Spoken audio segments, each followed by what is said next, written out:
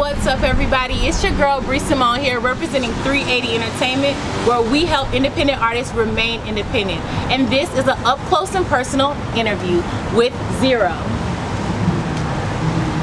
What's up, Xero? Alright. And we're about to go eat something and have a little chit chat and talk. Let's do it. Yeah, we'll get it up close and personal.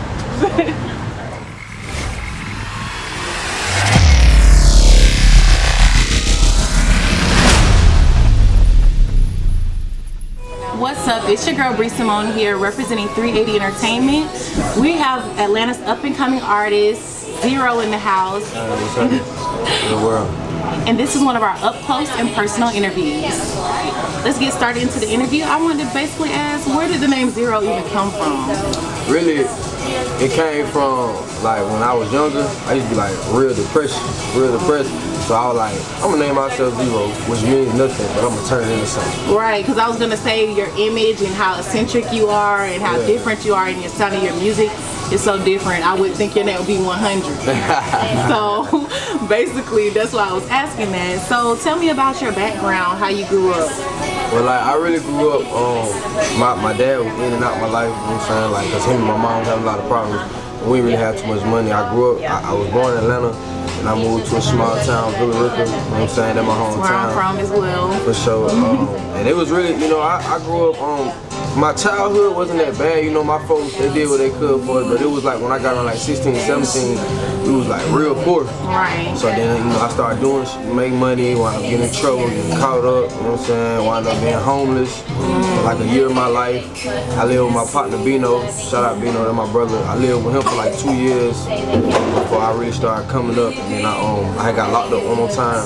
And after that, I was like, you know, I'm gonna just focus on the music. Yeah. At first, it was like a hobby for you, right? Yeah. So you start taking it serious after the last time you got locked up? Yeah, it was like, cause I had wanted to get locked up. My mama had stopped fucking with me. I didn't really have nobody.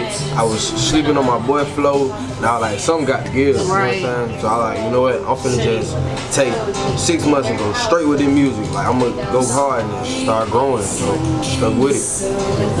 And that's amazing. And your music is going very far. Almost 70,000 people following you on Instagram, and 20,000 streams worldwide, based on every Spotify and SoundCloud. How do you think you're going to remain independent, or do you want to sign with someone? The one thing about it, I like being independent because, you know, I see all the money, but it costs a lot of money at the same time. It does, you know what I'm saying? So I would like to get in a partnership with a label, but I'm not really interested in signing because I don't believe in having no boss. You know what I'm a boss. Yeah, exactly. So who would you say inspired you in the music industry? Your top 5. How about that? What's your top 5? Okay, when it comes to just music and inspiration, you know, I listen to a lot of pop growing up. Kendrick Lamar, Future, love Future, Thug, you know what I'm saying, because I'm from Atlanta, and Kevin Gates. Okay. What would you generalize your sound as? Because I was, you know, trap music, like trap soul. What do you think? I would call it like conscious trap because it's a lot of gangster in it because that's how I came up. But I like play with words a lot, and I'm lyrical. You know, I'm lyrical with it. So it's like conscious trap. But then I got a lot of different sounds too. Right. You know, y'all gonna see that on the album, March 5th. March 5th. Okay, so basically, any features we are planning on seeing on the album as well? Only features I put on this particular project is my partner. You know, this is my first time ever dropping a project. I ain't never dropped a mixtape, an album, or nothing. So I got my homegirl Amavi on there. She's super dope. I got my boy Preem on there. My brother Lil Ghetto on there. It's produced by Drew. You know what I'm saying? Yeah. He got 2 tracks. Drew with the sauce. Yeah, so they're my dogs that I grew up with, came up with. So I was like, you know, this project I'm gonna put y'all on there. Next one I'm gonna have some major on. Right. Explain to me some of the hardships that you deal with as an independent artist so far.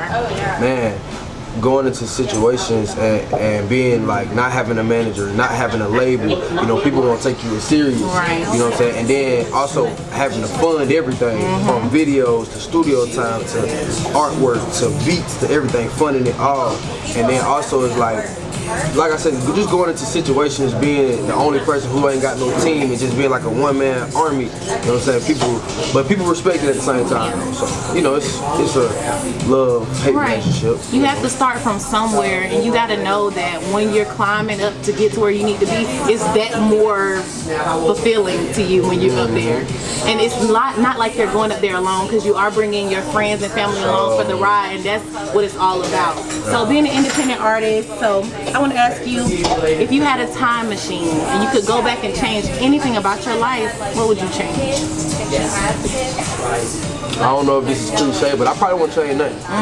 Because I live my life with no regrets, and I'm a true, you know, I'm an energy, spiritual person, so I believe everything happens for a reason, you know what I'm saying? So I just feel like God, or whoever the power it be, he lining it up how he want to line it up. I'm just letting him take control. Okay. So with your music right now, what's next? What's next for you? What's next for Xero? Zero Tolerance, dropping March 5th, you know what I'm saying? 11 tracks, my first project. It's gonna be the hardest project y'all done ever heard, you know what I'm talking about? Like, I promise you, this music that I'm finna drop, it's gonna be some life changing. It's gonna shake the whole industry up, because ain't nobody coming like I'm coming. That's period. Period. So after listening to some music on your YouTube channel, I do get the sense that you really care about how you portray yourself in your music videos and telling that story in your music videos. So who do you think inspires the way that you go about your music videos and stuff like that, the storytelling of it all? Definitely Michael Jackson. No. Michael Jackson was the whole reason I even started making music, because I used to dance when I was young, but then, you know, I wanted to start, you know, my lifestyle kind of changed really, so I don't really dance too much, but Michael is one of the greatest artists, the greatest artist ever, you know what I'm saying? And his video, you know, he dropped that, what was it, Thriller, that was like, that video was so crazy, you know what I'm saying? So, you know, it just inspired me to get creative with my videos and not just jump around, you know what I'm saying? Try to tell some story or something. You do tell a story in your videos, and I really enjoy watching them, the Lemonade one especially. You know, so the way you wear your hair, explain that to me. To be honest, it was like, I don't know if you remember the era when I was in high school, everybody had like a nappy fro. Right, yeah. But the way my hair worked, it didn't want to get nappy. My hair just stood up, and I'd be twisting and all that, and it kind of just started off as just real small, and it just started growing and growing.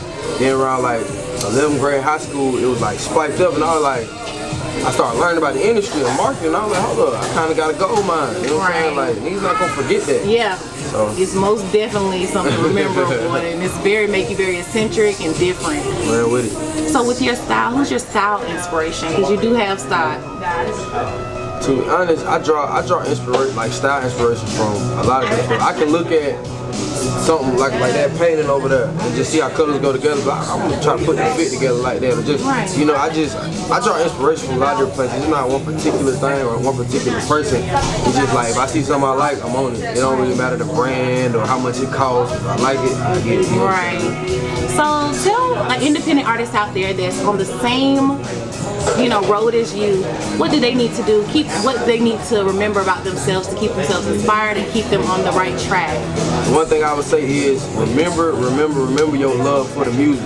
Stay stay in love with the art itself, because the business part of the industry, it'll wash you up, it'll suck you dry if you're not prepared for it. You know what I'm saying? Stay in love with the music and invest in yourself, and never quit.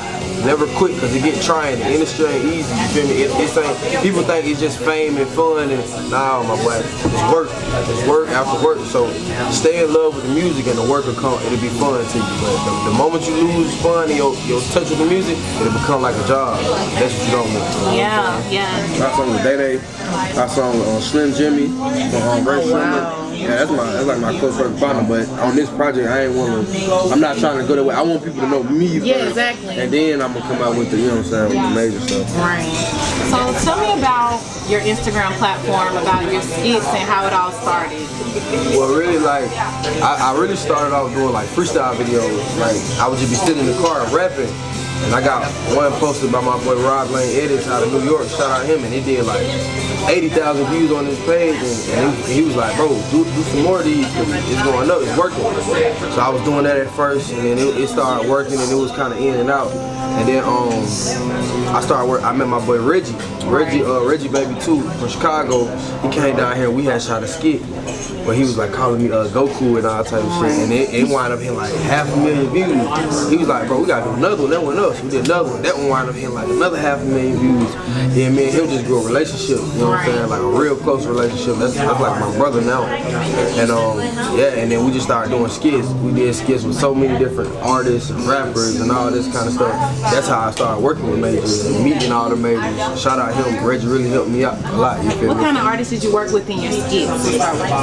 Man, Loso Loaded, Day Day, Ray Shermer, so many. I really need to go look. Memory ain't that good, Right. So many different people. You know what I'm And musically, who did you work with musically? those two I just said, like I'm real cool with my boy Day Day, because my little brother Free Ghetto, he introduced me to Day Day actually, and then we wound up getting close. And then, you know, I met Slim Jimmy doing the skit.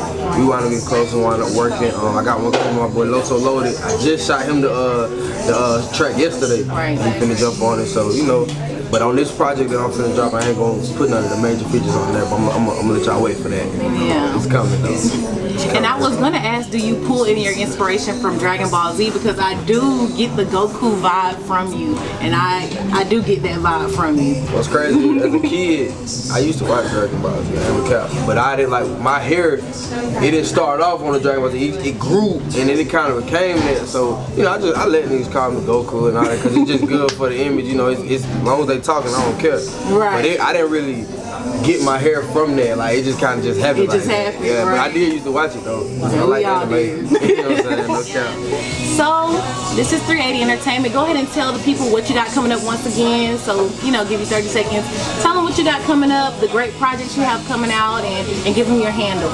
For sure. I go by the name of Xero with an X, not a Z. And you can find me on all social media at RWRXERO. That's Instagram, Spotify, to Apple Music. It's all the same. RWRXERO. March 5th, I'm dropping my first project, Zero Tolerance. You know what I'm saying? It's about to be the hardest project y'all ever heard. Straight up. The hardest debut album you ever heard. It's gonna have a lot of pain. It's funny. It got all different type of emotions. You know what I'm saying? So y'all need to go get that March 5th. Don't forget it. Lock it in your calendar. Tell your mama to tell her mama, tell your little brother, tell his cousin, and all that. You dig? That's real world. And this is 380 Entertainment, up close and personal interviews. I see visions of me glistening on top of the world. How the underdog end up on top of your girl. Used to wear the same clothes, now I got diamonds and pearls. I be flexing on these niggas like I'm doing some curls. I like to fight, but if I got to, bitch, I'm shooting shit. Walking around, I got spice just like Louboutin. I done finally got my buzz and I ain't losing it. I don't even think about it, I just do that.